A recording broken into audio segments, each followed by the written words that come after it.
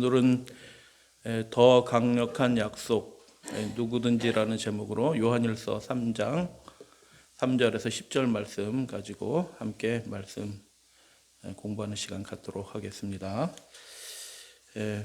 두 번째 단락인데요. 3장의 두 번째 단락, 죄를 짓지 말라는 내용입니다. 그래서 어떤 분들은 은혜 강조하고 그런데 어떤 분들은 죄를 안 지어야 된다라고 주장하시는 분도 계셔요. 근데 요한은 성령 충만하였던 요한, 이른비 성령을 받았던 요한은 예수 그리스도 안에서 우리에게 어떤 권면을 하는지 함께 살펴보도록 하겠습니다. 3장의 배경 말씀드렸어요. 실질적인 구원의 역사들을 약화시키는 그런 막연한 구원론에 관한 이야기들이 당시에 있었다라고 말씀을 드렸고요. 지난 시간에 사랑하는 자녀들아, 사랑하는 자들아, 너희가 어떠한 사랑으로 구원을 받았는가 해서 네 가지 살펴보았고요. 오늘은 그 사랑이 무엇을 하는지 함께 살펴보는 시간 갖도록 하겠습니다. 4절 말씀인데요. 죄를 짓는 자마다 불법을 행하나니 죄는 불법이라 라고 그렇게 얘기합니다. 굉장히 유명한 말씀이죠. 요한일서 3장 4절.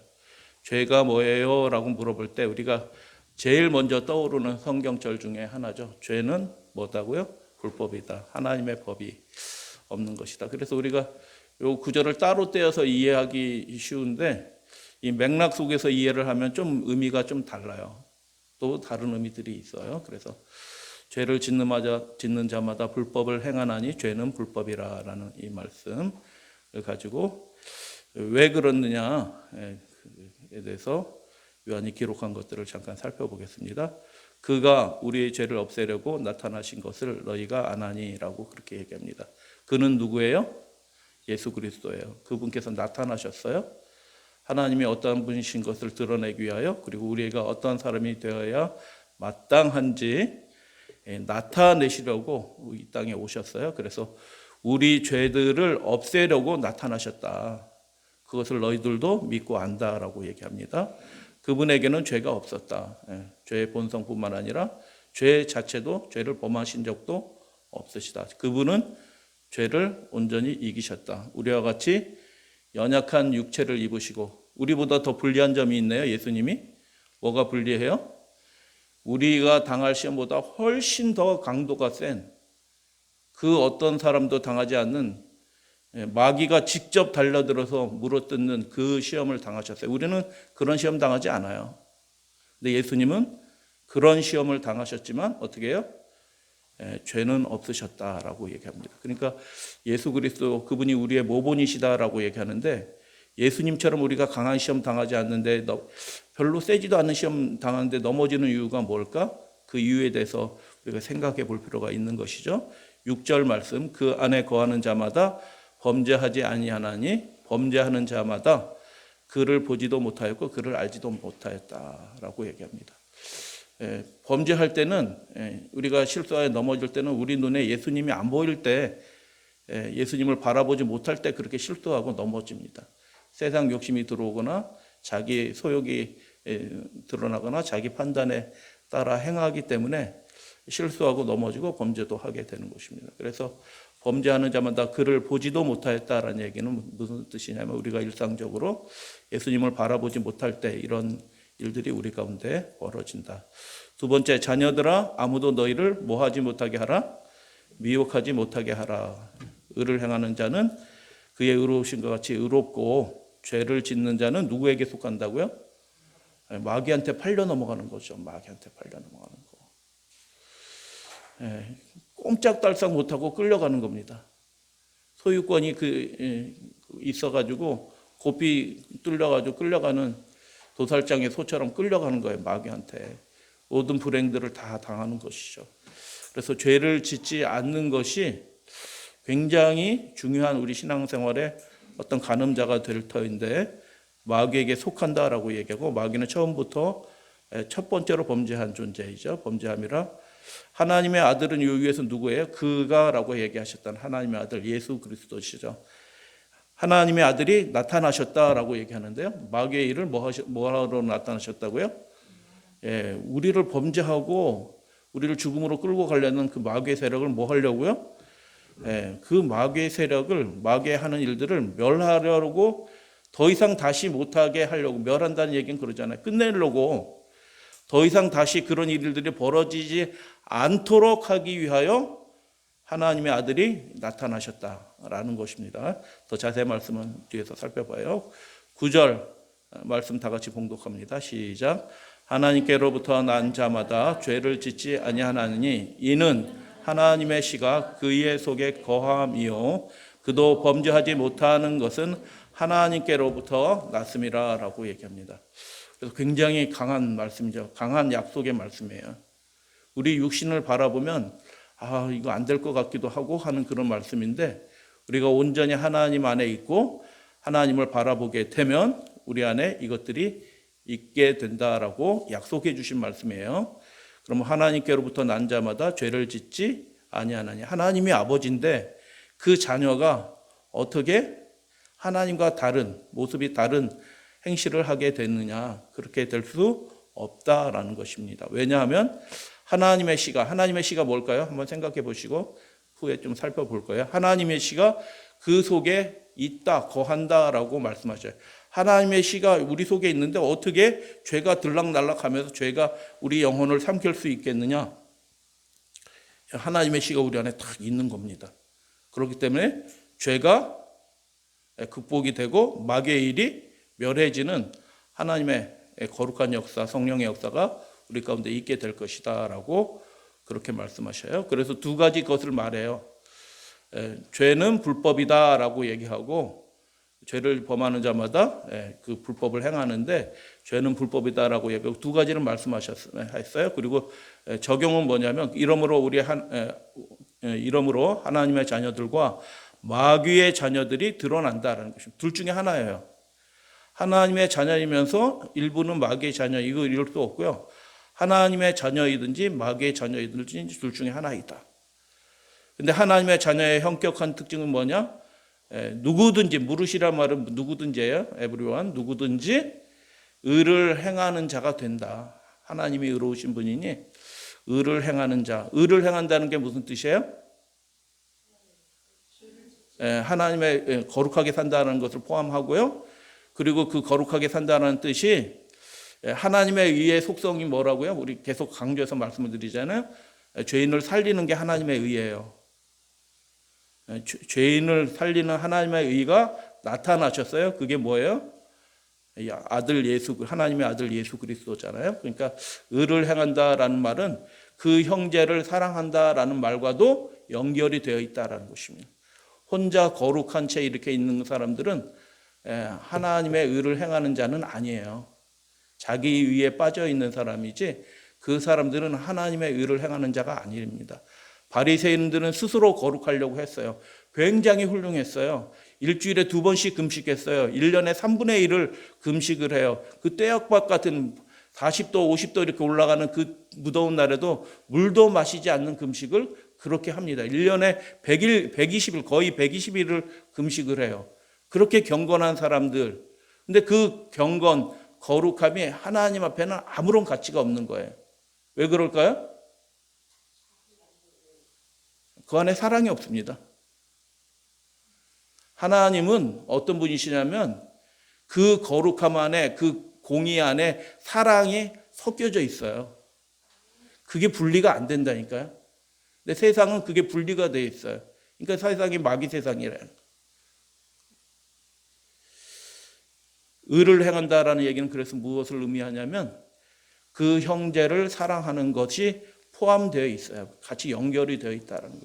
하나님의 품성이, 그래서 사랑 없는 순결은 아무것도 아니죠. 왜냐하면 생명이 잉태가 안 돼요. 사랑 없는 순결은. 순결 없는 사랑도 또 아무것도 아니에요. 그냥 시정잡배의 사랑이죠. 그래서 하나님이 거룩하신 것처럼, 그분이 사랑이신 것처럼 우리 안에 의가 있어야 되고 우리 안에 사랑이 온전히 회복이 되는 일들이 우리 가운데 있게 될 것이다. 그 사람들이 하나님의 자녀로 세움을 입을 것이다. 하나님의 자녀들은 그렇게 되도록 하나님께서 인도해 주실 것이다. 할렐루야, 아멘.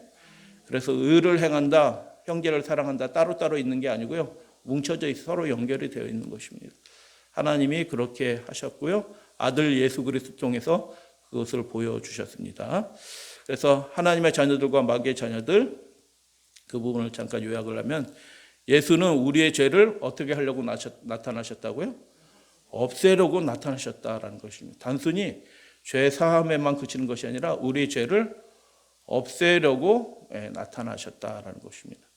하나님의 아들은 마귀의 일을 멸하려 자꾸 인생으로 하여금 범죄하고 넘어지게 만들고 하는 그 일들을 뭐 하려고요? 멸하려고. 멸한다는 건 뭐예요? 아예 없애버리는 거예요. 다시 반복되지 않도록 하기 위해서 하나님의 아들이 나타나셨다. 그렇기 때문에 우리가 믿는 예수 그리스도는 우리 안에서 무엇을 하시기를 원해요? 마귀의 일을 완전히 끊어내기를 원하시는 것입니다. 죄의 뿌리를 끊어내기를 원하시는 것입니다. 그래서 두 가지 일들이 다 있다라는 것입니다.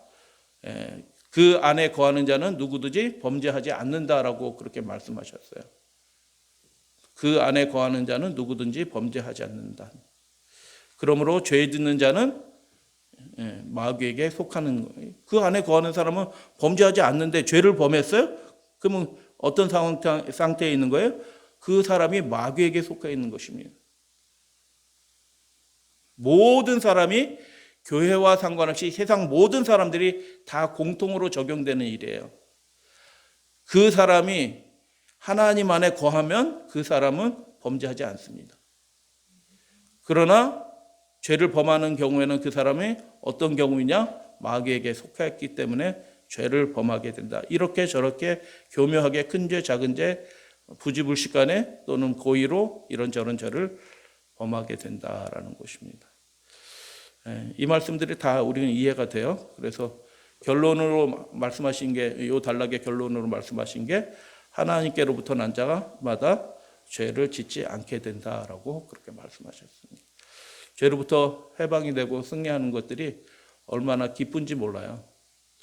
뭐 잘못하면요, 그 잘못한 것 때문에 계속 끌려다녀요. 뭐 하나 누구한테 해코지 뭐 이렇게 잘못한 것들이 있으면 그 사람한테 배상을 해야지 자유하게 되거든요. 계속 책 잡혀 있어요. 그 문제가 해결될 때까지. 죄가 해결되지 않으면 계속 끌려다니는 거예요. 그 사람한테. 빚 갚아라. 빚 갚아야 되는데 빚을 못 갚고 있어요. 그러면 그 빚진 사람이 와서 어떻게 해요? 늘 와서 빚 갚아라, 갚아라 이렇게 얘기하는 겁니다. 행복도 없고 자유도 없고 그렇게 되는 거예요. 신약 성경에서 특히 사복음서에서 빚이라는 말은 죄와 동의어예요. 성경 읽을 때 빚 나오면 그걸 죄로 읽으셔야 돼요, 사실은. 1만 달란트 빚진 자, 이게 무슨 뜻이에요? 1만 달란트 죄 지은 자예요. 실제로 죄라는 말, 아람어 호바라는 말이 죄랑 빚이랑 두 가지 뜻이 다 있는 말이에요. 한 단어예요, 한 단어. 근데 우리는 따로따로 이해를 하는데 한 단어 안에 그 이스라엘 말들은, 그 유목민들의 말들은 단순해요. 중의적인 의미들이 굉장히, 시제도 단순하고 말도 단순해.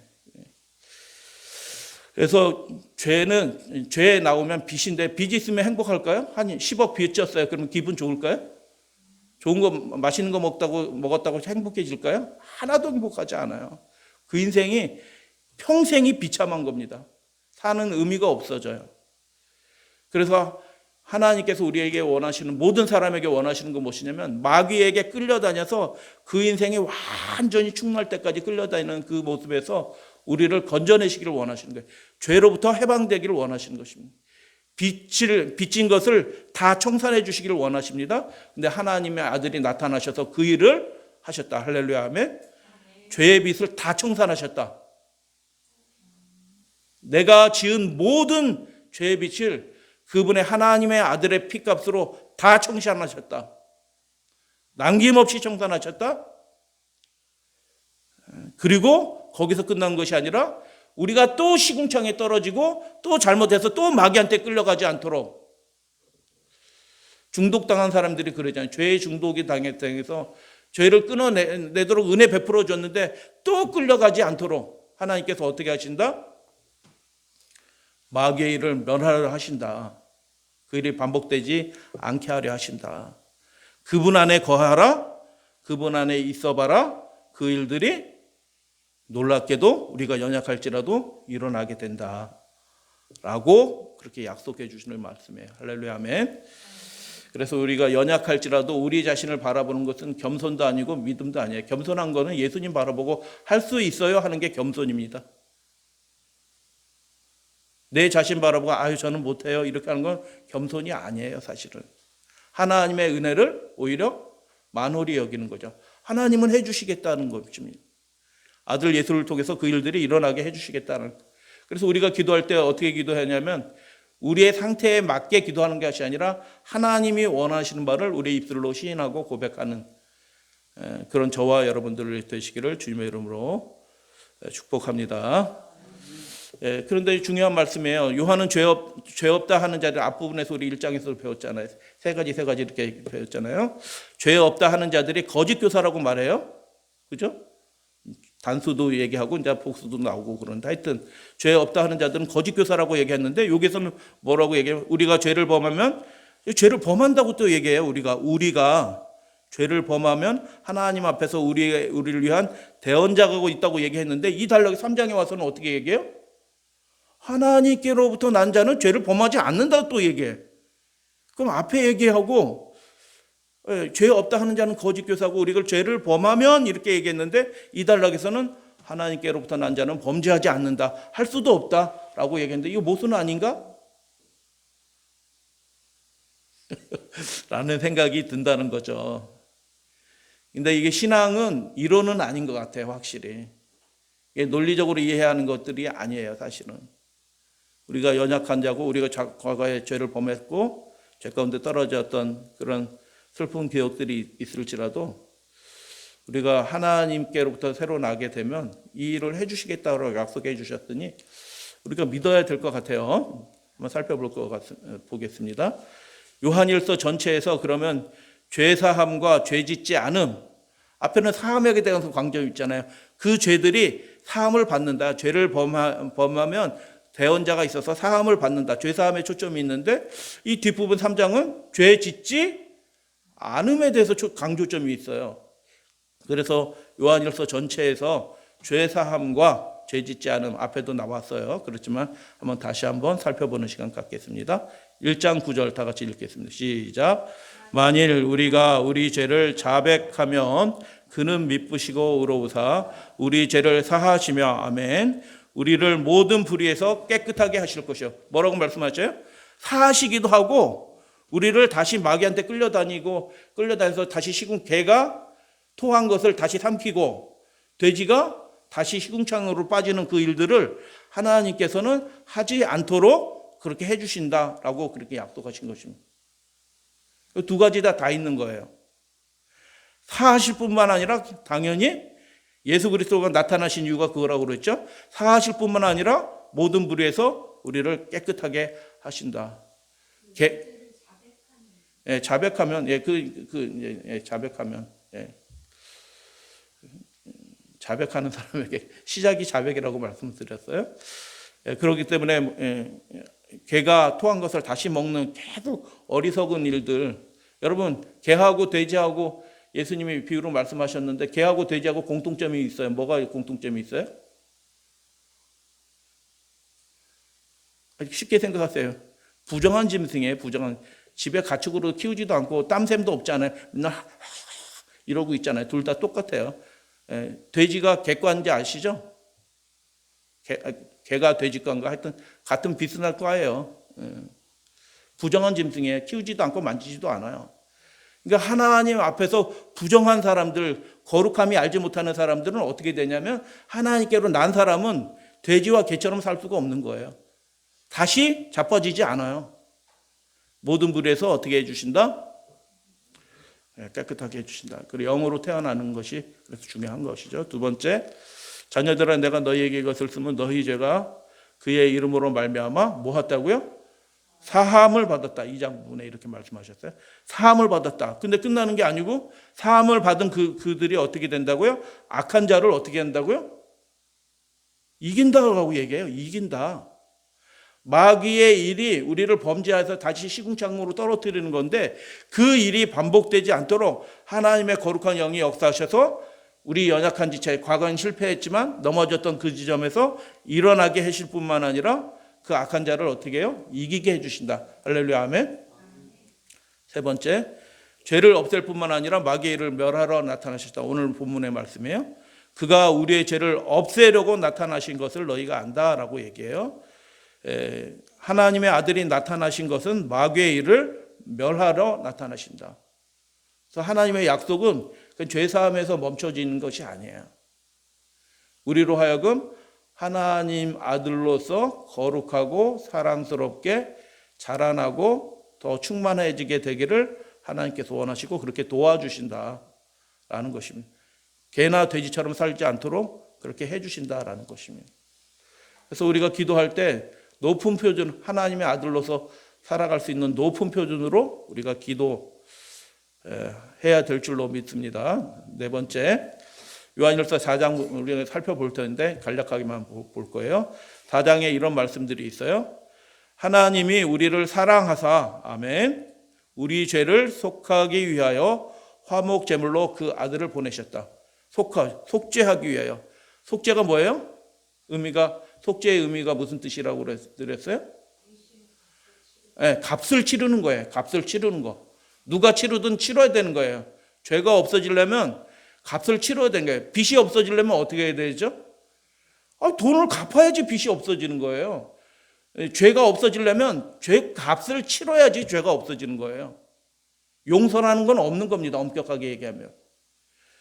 누군가 손해보기 때문에 죄값이 치러진 거예요. 손해봤기 때문에 죄가 없어지는 거지 그냥 저절로 용서되는 것도 아니에요. 사실은. 희생. 여러분 탕감해 준다는 게 그러잖아요.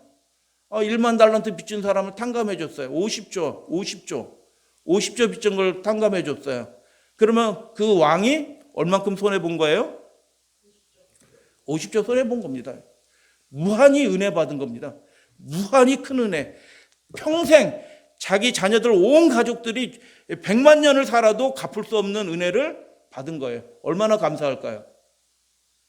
노예로 팔려가서 가족들이 다 뿔뿔이 흩어져야 되는 상황인데 그 뿔뿔이 흩어지는 상황을 그 왕이 긍휼히 여겨서 자기가 손해를 봐서 흩어지지 않게 되고 그냥 살도록 그렇게 해주셨으니까 그 탕감해 준 것이 놀라운 은혜인 것입니다. 그래서 예수님의 품성이 뭐예요? 들레지도 아니하며 소리 지르지 않잖아요. 그 사랑 안에 있는 사람들의 특징이 뭐예요? 큰 소리 칠 수가 없어요. 그 사랑 안에 소리가 행하기 때문인 것입니다. 할렐루야, 아멘. 그래서 우리 죄를 속하기 위하여 화목 제물로 우리 자신을 드렸어요. 하나님이 그 아들을 준비하셨다는 겁니다. 우리가 뭘 하나님께 드려서 하나님과 화목하게 된 게 없다는 것입니다. 우리가 하나님께 드린 게 하나도 없어요. 하나님이신 분이 그 아들을 화목 제물로 삼았기 때문에 그 화목이 그분의 100% 전적인 은혜에 의해서 그분이 주도하심으로 인해서 그분의 희생으로 말미암아 화목하게 되었다. 할렐루야, 아멘. 그 은혜가 우리를 사로잡는 것입니다. 속절없는 인생, 그 빛 가운데 죄 가운데 허덕이면서 인생을 마귀한테 끌려가면서 살다 죽어야 될 인생인데 하나님의 긍휼히 여겨서 끄집어내가지고 양자 삼아주신 겁니다. 마귀 자식인데. 그렇게 되면 하나님의 은혜로 마음이 뜨끈뜨끈해지잖아요. 우리 마음속에. 여러분 100만 원 빚졌는데 100만 원이라도 누가 탕감해 줘봐요. 그 사람한테 감사할까요? 안 감사할까요? 명절에 뭐 갖다 줄까요? 안 갖다 줄까요? 형편없어서 안 갖다 줘요. 그러지 못할 것 같아요. 100만 원이라도 빚져서 탕감 받으면 그거 감사해가지고 명절일 땐 기억할 것 같아요. 근데 무한한 희생이 치러졌다? 그렇기 때문에 그 희생을 발견한 사람은 그 마음이 누구를 향해 열려요? 하나님을 향해 활짝 열리는 것입니다. 활짝 열리니까 그 안에 뭐가 들어가요? 4장 13절 그의 성령을 우리에게 주심으로 성령이 들어가는 겁니다. 십자가 바라보는 사람에게 성령이 들어가는 것입니다. 아들 예수 그리스도께서 우리 위해서 무엇을 했는지를 바라보는 사람에게 성령이 들어가요.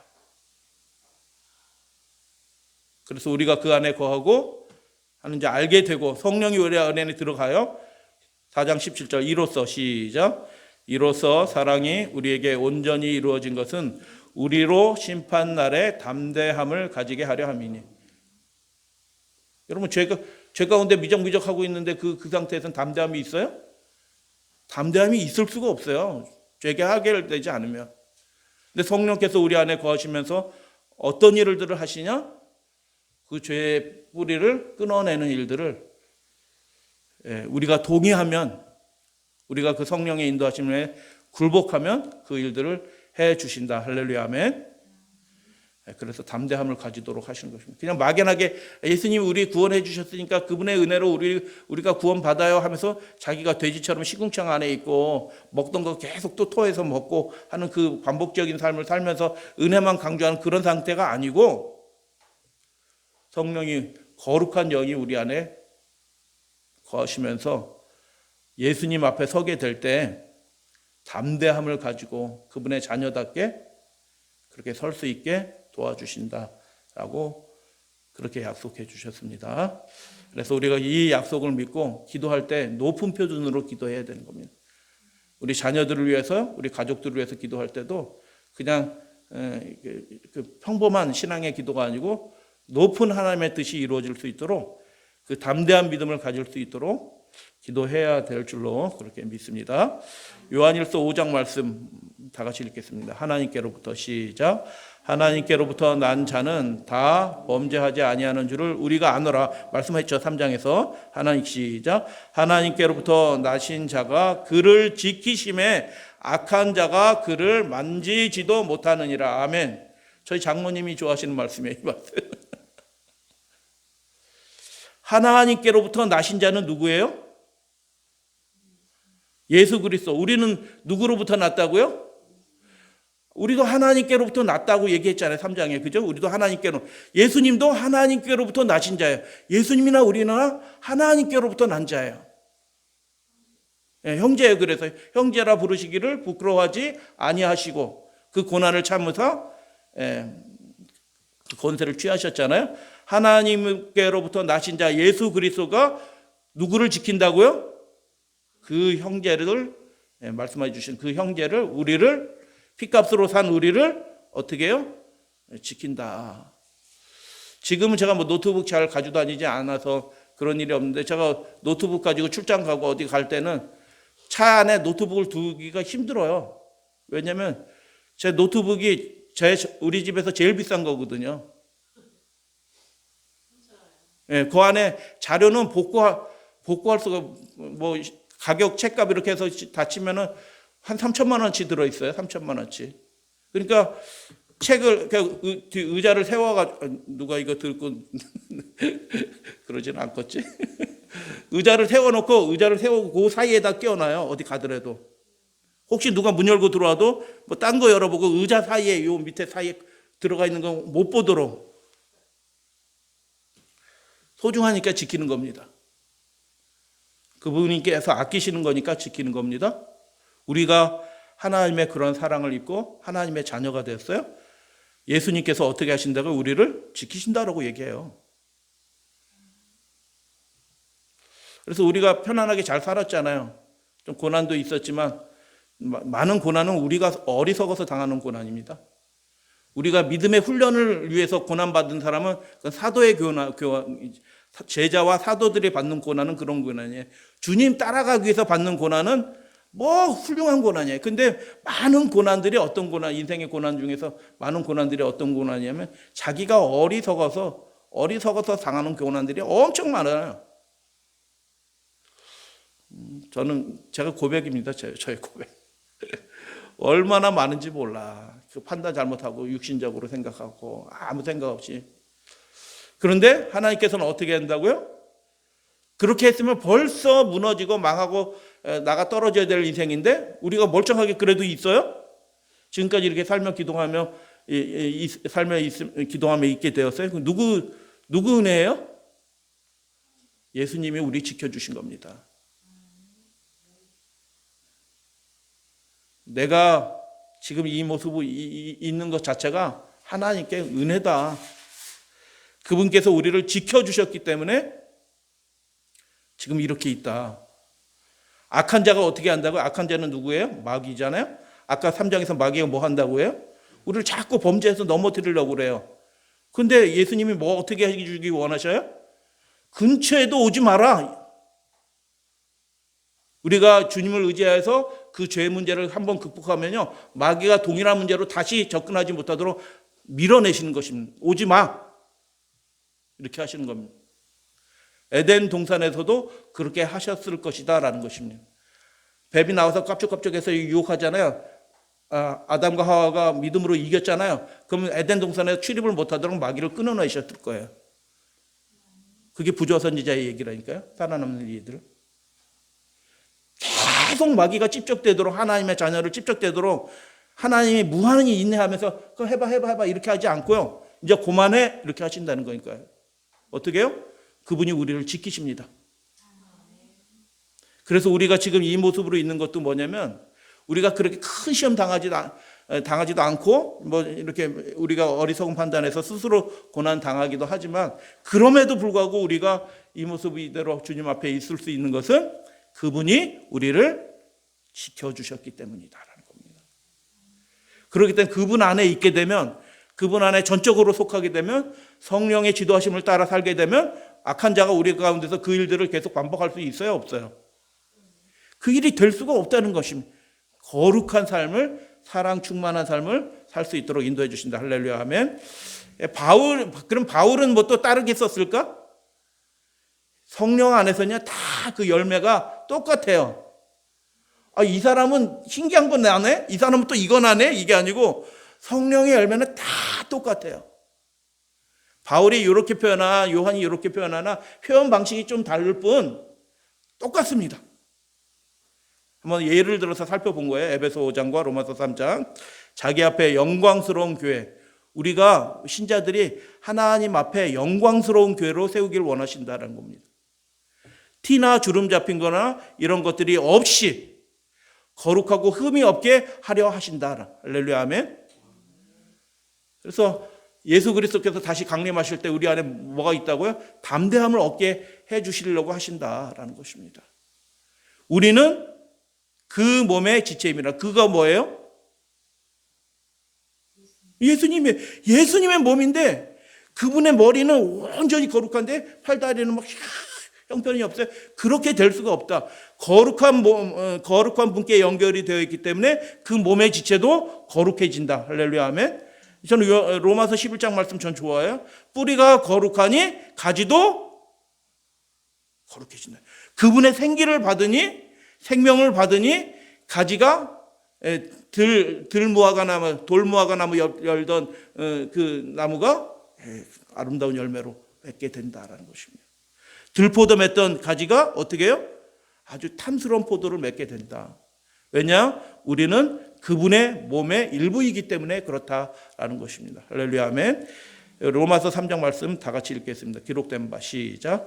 기록된 바 주께서 주의 말씀에 의롭다함을 얻으시고 판단 받으실 때 이기려 하심과 같으니라. 아멘. 하나님도 판단 받으시는 거예요. 당신 자녀들이 있는데 이 사람들을 하늘 백성이라고 데려간다고요? 안 돼요! 하고 마귀가 할 거란 말이에요. 그래서 하나님의 그 판단이 공의로 그분이 데려가실 수 있는 권세를 얻기 위해서는 어떻게 해요? 그 자녀들이 어떻게? 하나님의 자녀답게 합당함이, 거룩함이, 사랑함이 입증이 되어야 될 때 하나님이 온 우주 거민들과 천사들 앞과 마귀, 악한 천사들 앞에서 판단하실 때 당신이 그렇게 할 자격이 있습니다 하고 데려가시는 겁니다. 하나님이 심판받으신다는 거예요. 우리만 심판받는 게 아니고 하나님도 심판받아요. 그래서 요한일서에서 죄사함과 죄짓지 않음을 요약합니다. 사하실 뿐만 아니라 모든 불의에서 우리를 깨끗하게 해주신다. 사함을 받을 뿐만 아니라 마귀를, 악한 자를 이기게 해주신다. 죄들을 없앨 뿐만 아니라 마귀의 일을 멸하려 나타나셨다. 할렐루야, 아멘. 우리 죄를 속하셨을 뿐만 아니라, 속죄하셨을 뿐만 아니라 대가를 치렀어. 그러면 알아서 자유롭게 살아. 이게 아니고요. 그 사랑이 우리를 강권해서 사로잡아서 성령이 우리 가운데 임재하셔서 심판날에 담대하게 될 수 있도록 그렇게 하나님이 우리를 새롭게 꼴져 주신다. 할렐루야, 아멘. 요한일서에서 우리에게 보여주는 거예요. 아들이 그를 지킴으로 범죄하지 않으며 마귀가 건들지도 못하게 해 주신다라는 것입니다. 하나님의 자녀는 그래서 천국 가는데 누구 힘으로 가는 거예요? 예수님의 도우심의 그 힘을 따라 가는 거예요. 내 힘을 따라 가는 게 아니에요. 내 믿음으로 달려가는 게 아니고 그분과 함께 동행하면서 하늘나라까지 넉넉히 갈 수 있도록 그분이 우리를 도와주신다. 할렐루야, 아멘.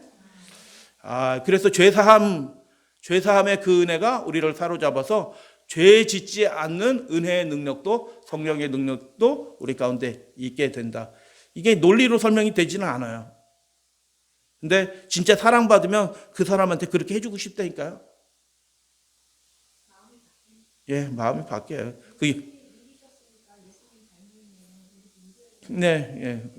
맞아요. 아멘.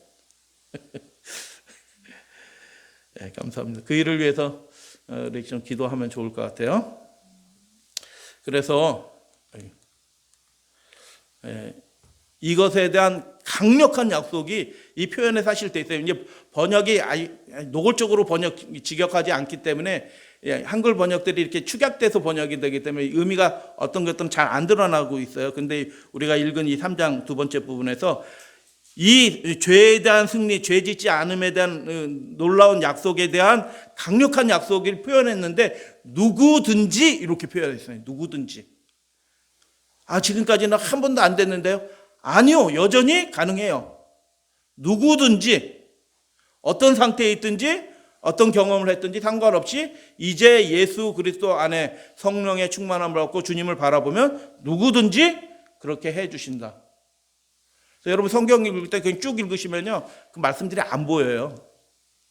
사실 성경을 읽을 때는 어떻게 읽느냐면 꼼꼼히 읽을 필요가 있어요. 그 단어 하나만 강작 하나, 둘, 셋, 넷 하면서 이렇게 힘을 줘서 이렇게 읽으셔야지 그 의미들이 사실 들어와요. 사모님 아멘. 사모님이 요즘 말씀을 많이 묵상을 많이 하셔서 이렇게 읽어야지 그게 보이는 거예요. 근데 아까 우리가 요한일서 본문 말씀 다 읽었는데 거기 누구든지 나오던가요? 물은 한번 살펴볼 거예요.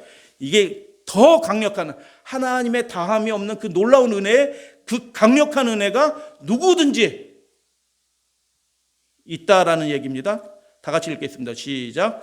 죄를 짓는 자마다 불법을 행하나니 죄를 불법이라. 죄를 짓는 자마다 할 때 누구든지라는 뜻이에요. 두 번째 읽습니다. 시작. 그 안에 거하는 자마다 범죄하지 아니하니. 그 마다가 누구예요? 그 인생이 탕자 같은 인생일지라도, 그 페류나 같은 아들일지라도 아버지 품 안에 있으면 어떻게 해요? 다시는 범죄하지 않고 아버지의 자녀로, 존귀한 자녀로 그렇게 사랑받고 영광 올려드리면서 그렇게 살아간다. 그 안에 거하는 자마다, everyone, 누구든지. 말씀이 그렇게 돼 있는 거예요, 사실은. 더 강력한 은혜를 받지 못하는데 제한이 있어요, 없어요? 누구든지 받는다는 거예요. 이 세상 사람은 누구든지 아직 침례 받지 않고 성경도 잘 몰라도 하나님 그러한 삶이 이루어져서 저의 인생이 다시 죄 가운데 비참해지지 않게 하나님 저를 도와주세요 하면 죄사함의 은혜가 임하고요, 성령이 임해서 그 안에 거하게 되고요, 그도 죄를 이기게 범죄하지 않게 된다. 누구든지. 다 같이 읽겠습니다. 시작. 하나님께로부터 난 자마다 죄를 짓지 아니하나니. 누구든지. 그래서 여러분, 은혜 받을 사람은 그 목사님이나 훌륭하신 우리 장로님이나 은혜 받지, 나 같은 사람이 무슨 은혜를 받아, 은혜 구할 자격도 없어, 이렇게 하시면 절대로 안 돼요. 하나님은 그렇게 구하기를 원하시는 거예요. 하나님은 그 강력한 은혜와 능력을 주시기를 기뻐하시는 분이에요. 그렇게 구하시는 것을 기다리고 계셔요. 우리를 건들지도 못하게 돕기를 원하시는 거예요. 누구든지 그렇게 될 수 있다는 것입니다. 성자만 그렇게 된다는 게 아니에요. 하루에 4시간, 5시간 기도하고 뭐 금식을 뭐 시도 때도 없이 하는 그런 사람들만 이루어지는 게 아니고 그것을 소원하고 간구하는 그 사람들에게는 그 사람이 하루 인생을 너무 정신없이 살아도 제대로 기도하는 게 30분도 안 지날지라도 그 사람일지라도 하나님께 구하면 그 일이 이루어진다는 겁니다. 10절 말씀 다 같이 읽겠습니다. 이러므로 무릇 의를 행하지 아니하는 자나 또는 그 형제를 사랑하지 아니하는 자는 하나님께 속하지 아니하니. 그래서 누구든지 그렇게 될 수 있다는 겁니다. 그래서 스스로 좀 이렇게 의기소침해질 때가 있을 수 있어요. 근데 예수님 바라보면서 해주실 수 있어. 될 거야. 구하자. 이렇게 하고 구하시고 그렇게 되시기를 소원합니다. 그래서 죄 사하시는 하나님의 은혜를 구하는 자마다 그래서 모든 인류에 그리스도인에게만 그런 게 아니에요. 그분은 영으로 역사하셔요. 교회는 아니라도 불교 다니는 스님일지라도 그 스님의 동생일지라도 성경에 창세기가 있는지도 몰랄지라도 하나님께 예수의 이름을 부르고 기도하면 그 일이 벌어진다니까요. 모든 인류에게 그 성령의 권능과 그리스도의 지켜주심이 임하는 것입니다. 그래서 기독교는 영의 종교죠. 구주로 나타나셨습니다. 죄를 없애기 위하여, 마귀의 일을 멸하기 위하여. 근데 그분이 이제 어떻게 나타나신다고요? 왕으로 나타나실 것입니다. 그래서 부끄러움 없이 영광스러운 교로 주름이나 티나 주름 잡힌 것이 없이 그분 앞에 서기를 소원하시게 되길 바랍니다. 우리가 다 고린도후서 5장 10절 우리가 다 반드시 그리스도의 심판대 앞에 나타나게 되어 이 심판대 두렵다. 그리스도 앞에 심판대 앞에 서게 된다. 이야 떨린다. 이게 아니고 뒷말씀은 뭐냐면 그래서 너희들한테 상급이 주어진다는 얘기예요. 그러니까 하나님 안에서 이 의의 능력들을 경험하는 사람들은 심판대 앞에 서는 것이 기쁜 일이에요. 감사한 일이에요. 왜냐하면 그걸 온 천하 앞에서 하나님이 공개적으로 선언하는 거예요. 너는 내 아들 상급 받으라. 그게 심판대거든요. 그러니까 조사 심판이 좋은 거예요? 있으면 안 되겠어요? 좋은 거예요. 좋은 거. 준비시키는 거고요. 은혜로 준비시키는 거고 합당하게 되도록 도와주시는 거고 결정적으로 그렇게 선언하시는 것입니다. 왕으로 나타나실 주님을 이렇게 맞을 준비를 하시는 여러분들이라고 저는 믿어요. 그래서 화요 기도에 오시는 것도 그렇게 오시는 걸로 저는 믿어요. 중요한 질문이자 마지막 질문 하나 읽고 오늘 공부를 마칠게요. 하나님의 씨가 그 속에 거하기 때문에 죄를 범할 수도 없다라고 얘기했는데 하나님의 씨가 도대체 뭐냐? 몇 가지로 살펴봤는데 7가지 설명이 있어요. 근데 딱 그거 하나 설명이고 2가지로 합쳐도 될 것 같은 있어요. 하나님의 말씀이다. 하나님의 말씀이 그 속에 거하기 때문에 진리가 그 속에 앞에 그 얘기도 나왔어요. 사실 요한일서에 그것도 맞는 말씀이에요. 성령이 그 속에 거한다. 그것도 맞는 말씀인 것 같아요. 새로운 성품이 그 안에 거하게 된다. 새 사람이 그 안에 거하게 된다. 그것도 맞는 얘기인 것 같고요. 그죠? 새로운 삶이 그 안에 거하게 된다. 5번 예수님이 그 안에 거하신다. 아브라함의 씨인 여자의 씨의 남은 자손 씨인 예수 그리스도 그분이 그 안에 거한다. 어디 귀신들이 들락날락하냐? 경찰이 요 안에 막 살아요. 그러면 도둑놈이 여기에 들락날락할까요? 경찰이 요 안에 사는데? 경찰서에 도둑놈들이 들락날락 뭐 훔치려 들락날락 할까요? 미친 도둑놈 아니면 그런 도둑은 없잖아요. 만왕의 왕이신 분이 그 안에 거해요. 마귀의 권세를 뱀의 머리를 깨뜨리신 분이 그 안에 거해요. 물을 밟으신 분이 그 안에 거해요.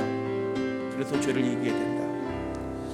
그래서 뭐 이렇게 설명을 하는데 2가지 3가지를 합쳐서도 이렇게 이해가 될 수 있을 것 같아요. 새 사람이 되었다. 하나님의 말씀이 그 속에 있기 때문에 그리스도가 그 안에 거한다. 성령이 거하는 거랑 똑같은 거죠. 그래서 둘 중에 하나가 하나님의 자녀이든지 마귀의 자녀이든지 성령으로 인도함을 받든지 성령 없이 육신으로 살든지 둘 중에 하나이다. 그러나 하나님의 씨가 그 속에 거하면 그는 범죄하지 않는다. 범죄할 수도 없다라는 것입니다. 실물교훈 38쪽 읽고 말씀 마칩니다. 씨마다 그 종류대로 열매를 맺는다. 그와 같이 믿음으로 썩지 않는 하나님의 씨를 심령 안에 받아들일 것 같으면 반드시 하나님과 같은 품성과 생명이 그 사람의 생애에 실현된다. 할렐루야 아멘.